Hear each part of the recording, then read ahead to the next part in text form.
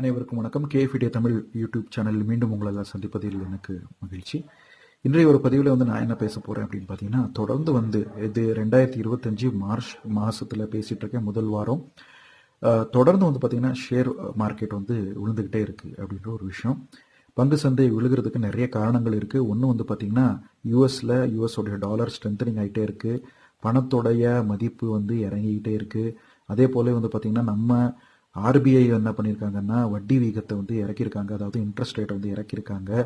அதே போலவே இன்னும் வருங்காலகட்டத்தில் பணப்புழக்கம் அதிகமாகணும். அதே போல் பார்த்தீங்கன்னா இன்கம் டேக்ஸில் கூட நிறைய எக்ஸம்ஷன்ஸ் புது பட்ஜெட்டில் அரசாங்கம் தெரிவிச்சிருக்கு. இந்த மாதிரியான நிறைய மாற்றங்களால், அதே போலவே அமெரிக்காவில் இருக்கக்கூடிய நூதன அதிபரான டொனால்ட் ட்ரம்ப் கூட பார்த்தீங்கன்னா ட்ரேட் டேரிஃப்ஸ் எல்லாம் கொண்டு வந்திருக்காங்க. இதன் வழியாக பார்த்தீங்கன்னா நிறைய மாற்றங்கள் நிகழ்ந்து கொண்டே இருக்கு அப்படின்ற ஒரு விஷயம்.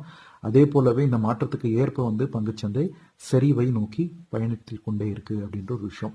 பங்குச்சந்தை சரிவாகிறப்போ நம்ம என்ன மாதிரியான முடிவுகள் எல்லாம் எடுக்கணும் அப்படின்றது தான் இந்த ஒரு வீடியோவில் நான் பேச இருக்கிறேன். இதில் 5 விஷயத்தை நான் பேச போகிறேன்.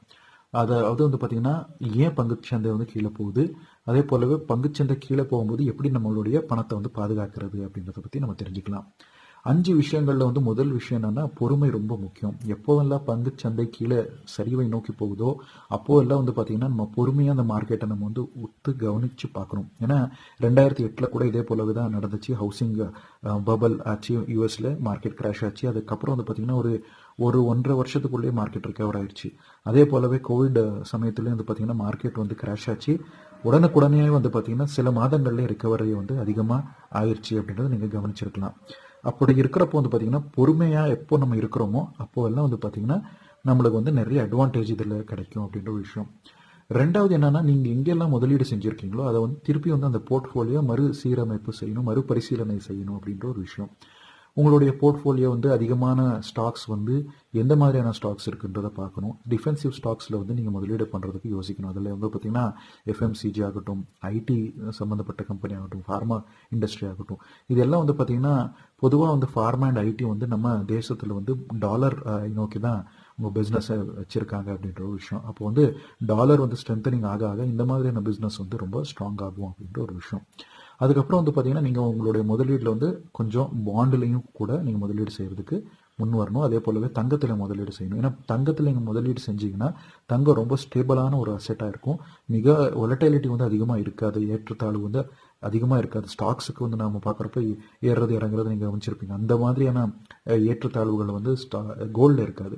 அதனால் போர்ட்ஃபோலியோவில் கொஞ்சம் கோல்டை கூட நீங்கள் வாங்கி வச்சுக்கிட்டிங்கன்னா உங்களுடைய ஃபினான்ஷியலி பார்த்தீங்கன்னா நீங்கள் ஒரு ஸ்டேபிளான ஒரு போர்ட்ஃபோலியோ பில்ட் பண்ணுறதுக்கான வாய்ப்புகள் கூட அதிகமாக இருக்குன்ற ஒரு விஷயம்.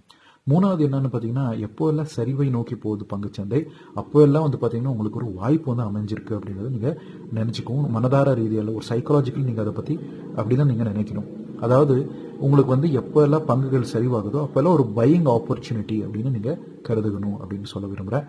இதுக்கு தான் பார்த்தீங்கன்னா ஒரு ஃபேமஸான கோட் நீங்கள் கவனிச்சிருப்பீங்க. வாரன் பஃபெட் சொல்லியிருப்பாங்க. என்னன்னா, be fearful when others are greedy and be greedy when others are fearful அப்படின்னு சொல்லி. அப்படி இருக்கிறப்போ பார்த்தீங்கன்னா எப்போல்லாம் இந்த பங்குச்சந்தையில் சரிவுகள் ஆகுதோ, எந்தெந்த ஸ்டாக்ஸ் சீப்பான விலைக்கு உங்களுக்கு கிடைக்குது அப்படின்ற ஒரு விஷயம்.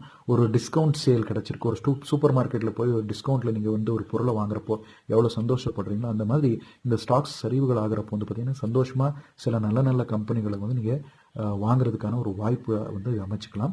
அதே போல் பார்த்தீங்கன்னா ஒட்டுமொத்த காசையும் கொண்டு போய் ஒரே கம்பெனியில் போடாதீங்க.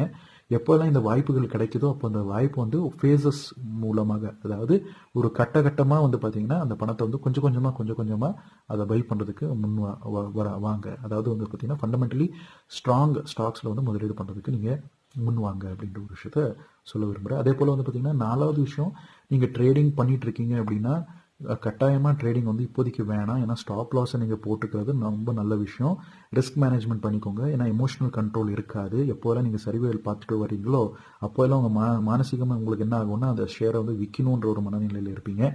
அதே போலவே எப்போல்லாம் உங்களுக்கு அந்த ரெட் கலர் உங்களுக்கு தெரியுதோ அப்போல்லாம் பார்த்தீங்கன்னா இன்னும் நிறைய பணத்தை நீங்கள் போட்டு இந்த ட்ரேடில் நீங்கள் லாஸ் தான் பண்ணிக்க போறீங்க. அதனால் ட்ரேடிங் எப்போவுமே நம்ம ப்ரொமோட் பண்ண மாட்டோம் நம்ம யூடியூப் சேனல்லையும். அதனால் லாங் டர்ம் இன்வெஸ்டிங் பற்றி தான் இந்த யூடியூப் சேனல் நான் பேசிகிட்டு இருக்கேன்.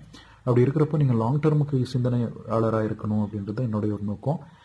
அதன் மூலமாக என்ன பண்ணலாம் அப்படின்னு பார்த்தீங்கன்னா லாங் டைமுக்கு என்னென்ன நல்ல ஸ்டாக்ஸ் எல்லாம் கிடைக்குது, குறைஞ்ச விலையில வந்து கிடைக்குது அப்படின்றது வந்து ஃபைண்ட் அவுட் பண்ணிக்கலாம்.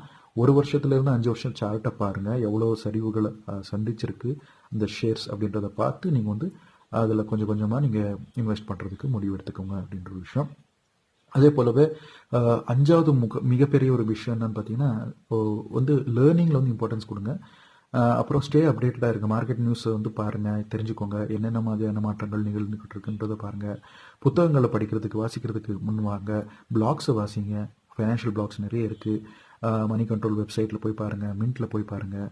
அதே போல் வந்து பார்த்திங்கன்னா நிறைய புக்ஸ் வந்து அவைலபிளாக இருக்குது. வாரன் பஃபெட் ஒரு என்ன மாதிரி இன்வெஸ்டிங் பண்ணுறாரு அப்படின்றத வந்து பார்த்துக்கலாம். ஹிஸ்டாரிக்கல் பிளாக்ஸ் எடுத்து பாருங்கள். அதாவது வந்து பார்த்திங்கன்னா 2020 என்ன நடந்துச்சு, 2008 என்ன நடந்துச்சு, இந்த மாதிரியான மாற்றங்கள் வரும்போதெல்லாம் எந்த மாதிரியான ஆக்ஷன்ஸ் வந்து அரசாங்கம் எடுக்கும், இன்வெஸ்டர்ஸ் எடுக்கிறாங்கன்றதில் கவனிச்சு பாருங்கள்.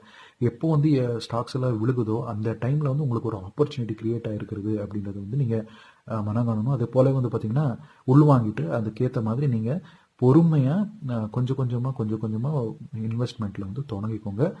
பொறுமையாக இருந்து அதாவது இந்த இன்ஃபர்மேஷனில் நீங்கள் வந்து பார்த்து தெரிஞ்சுக்கிட்டு அதுக்கப்புறம் நீங்கள் முடிவு எடுக்கிறதுனால உங்களுக்கு லாங் டேர்மில் நிறைய ப்ராஃபிட்டபிலிட்டி அதிகமாக இருக்கும் அப்படின்றது சொல்ல விரும்புகிறேன்.